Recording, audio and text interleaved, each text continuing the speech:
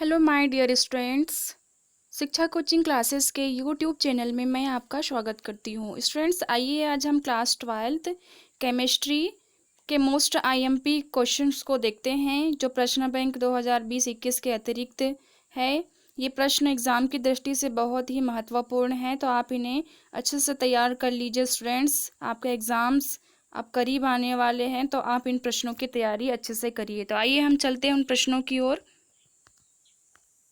तो शुरू करते हैं स्टूडेंट्स इम्पोर्टेंट क्वेश्चन के सीरीज। ठीक है, काफ़ी एनालिसिस के बाद में तैयार किया गया है ये क्वेश्चन बैंक।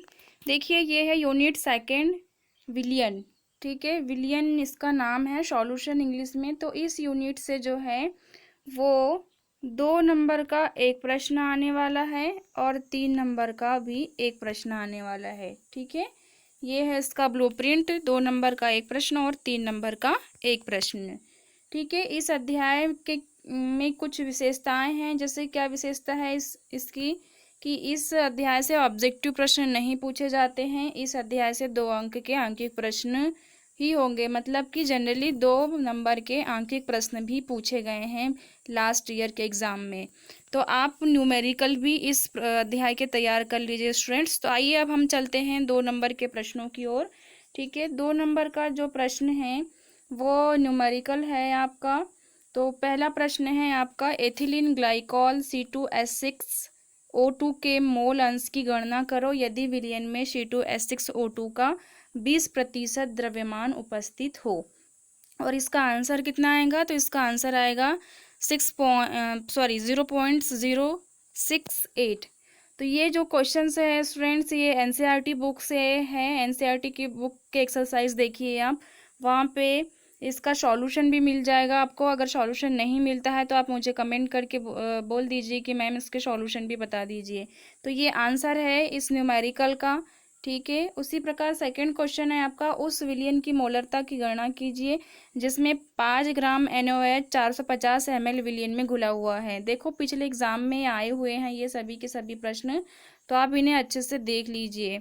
नेक्स्ट क्वेश्चन है, 298 केल्विन पर क्लोरोफॉर्म मीन्स CHCl3 एवं डाईक्लोरोमेथेन CH2Cl2 के वाष्प दाब क्रमशः 200 mm Hg व 400 15 mm Hg है।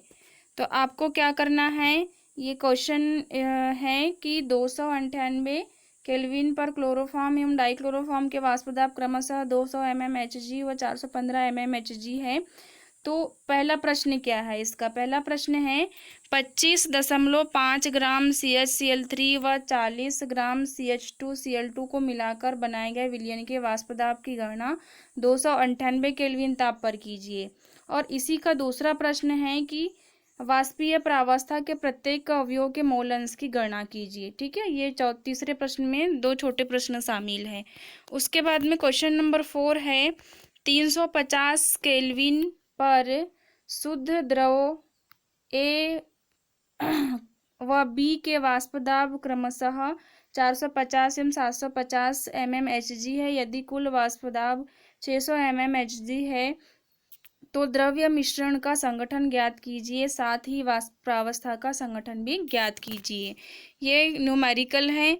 ठीक है, उसके बाद में नेक्स्ट प्रश्न है आपका, 45 ग्राम एथिलीन ग्लाइकॉल C2H6O2 को 600 ग्राम जल में मिलाया गया विलयन के हिमांक, अवनमन एवं हिमांक की गणना कीजिए। ये सभी के सभी प्रश्न पिछले एग्जाम में रिपीट हुए हैं और इस वर्ष आने की संभावना है। ऐसे प्रश्न इसमें शामिल किए गए स्टूडेंट्स, तो आप इन प्रश्नों को सॉल्व करके देखिए। ठीक है, ये न्यूमेरिकल है। अब हम चलते हैं नेक्स्ट प्रश्न, जो 3 अंक के प्रश्न हैं। ठीक है, 3 अंक के प्रश्न में जो है पहला प्रश्न है, नॉर्मलता, फॉर्मलता और पी पार्ट्स प्रति मिलियन यानी ppm की परिभाषा ज्ञात कीजिए, लिखिए। ये प्रश्न बहुत ही इम्पोर्टेंट है 2020-21 की दृष्टि से। स्टूडेंट्स, आप इसे बहुत अच्छे से तैयार कर लीजिए। नॉर्मलता, फॉर्मलता, ppm और मोलरता मैंने आपको चार्ट लिखाई थी, चार्ट बनवाई थी स्टूडेंट्स, आप अपने नोट्स में देखिए। उसमें ये चार्ट है और चार्ट की मदद से आप इनकी परिभाषा और सूत्र अच्छे से याद कर लीजिए। इस टॉपिक से इस बार प्रश्न बनने की 100% संभावना है। मैं इसमें 4 स्टार लगा रही हूँ। यहाँ से कोई ना कोई एक परिभाषा ज़रूर आपके एग्ज़ाम में आएगा ही आएगा, ये 100% है। ठीक है, तो आप इसको वेरी IMP मान के चलिए। अब हम चलते हैं नेक्स्ट प्रश्न की ओर। हेनरी का नियम लिखिए। ठीक है, इस प्रश्न को भी आप अच्छे से देख लीजिए। हेनरी का नियम लिखिए। आदर्श विलयन अनादर्श विलयन में अंतर उदाहरण देकर समझाइए। मोलल क्वथनांक उन्नयन स्थिरांक और मोलल हिमांक अवनमन स्थिरांक को समझाइए। प्रतिलोम परासरण किसे कहते हैं, इसे समझाइए। ठीक है, राउल्ट का नियम क्या है, परासरण किसे कहते हैं, धनात्मक विचलन वाले विलयन व ऋणात्मक विचलन वाले विलयन में 3 अंतर लिखिए। नेक्स्ट प्रश्न है, निम्न को समझाइए। मोलल क्वथनांक में उन्नयन और मोलल हिमांक में अवनमन। ये सभी प्रश्न एग्जाम की दृष्टि से बहुत ही महत्वपूर्ण हैं। अगर आपने इस क्वेश्चन बैंक के सभी प्रश्नों को अच्छे से तैयार कर लिए तो आप निश्चित मानिए स्टूडेंट्स कि यहाँ से कोई भी प्रश्न बाहर से नहीं जाएगा। तो इस तरह से आप इन प्रश्नों को पहले तैयार कर लीजिए और इन्हें कंठस्थ आप याद कर लीजिए और इनके नोट्स भी बना लीजिए। अगर कोई प्रश्न के सॉल्यूशन आपको नहीं मिलते हैं तो आप मुझे कमेंट करके पूछ सकते हो। ठीक है स्टूडेंट्स, तो ये रहे आपके यूनिट 2 केमिस्ट्री क्लास 12 के मोस्ट IMP क्वेश्चन। अब मैं आपको मिलूंगी नेक्स्ट वीडियो में नेक्स्ट यूनिट के मोस्ट IMP क्वेश्चन को लेकर। तब तक के लिए बाय बाय।